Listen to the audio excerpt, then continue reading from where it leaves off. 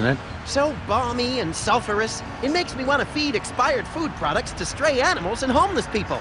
In a world not much like our own, anthropomorphic animals solve crimes. Well, one of them does. The other just yells a lot and waves his gun around. This is Jen, and I'm bringing you a blissful review of Sam and Max Save the World. Ah, I got it! I got it! Hello? Leave Swiss cheese by the rat hole, or you'll never see your precious phone alive again. This is the first season in the reboot of the Sam and Max series via Telltale Games. Published throughout the last half of 2006 and into early 2007, the game was released episodically on PC. In 2008, Save the World came to the Wii, and then in 2009, the collective episodes of Sam and Max Season 1 became available on the Xbox Live Arcade. You play as Sam, a dog in a dapper blue suit and fedora, like any good detective would be wearing. I would much rather play as Max. Do you even have to wonder why? He's a fuzzy white bunny bent on world domination, but is distracted by what's on TV. Talk about a character that speaks to me.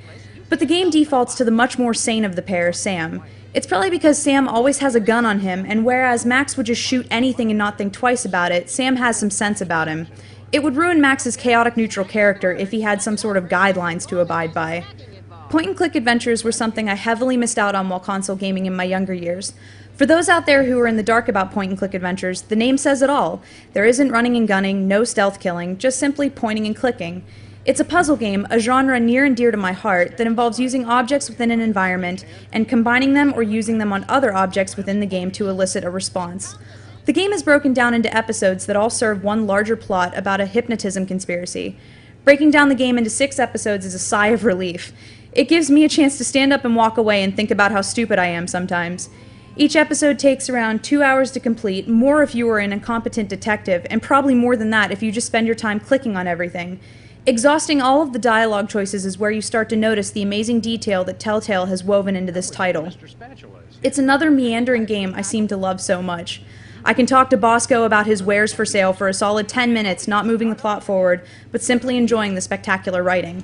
Do you have any weasels on a stick? Nope. Do you have any two-handed broadswords? Nope. Do you have any vegetables in the shape of famous naturalists? Nope. The whole dog and bunny detective thing might seem a little cop and a half, and therefore below most gamers, but believe me, this game is not meant for children. The designs are cartoony and there isn't any gore, but the humor is steeped in adult content. For me, this humor is the main draw of the game. Jokes range from groaners to jaw-dropping. Can you believe they put that in there? Probably the best creep me out moment was when I walked around having everyone pet my unicorn, which Max had named Horny. The personality that Telltale brings to the table makes this game. Moving this game to a console mucked up the controls a little for me. The movement of the pointer through a scene is linked to the left analog stick.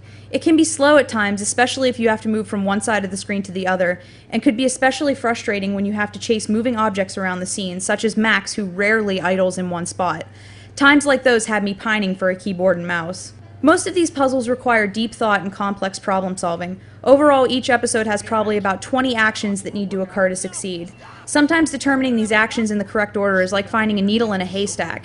You can try to just click around the screen, but rarely will you just stumble on the solution.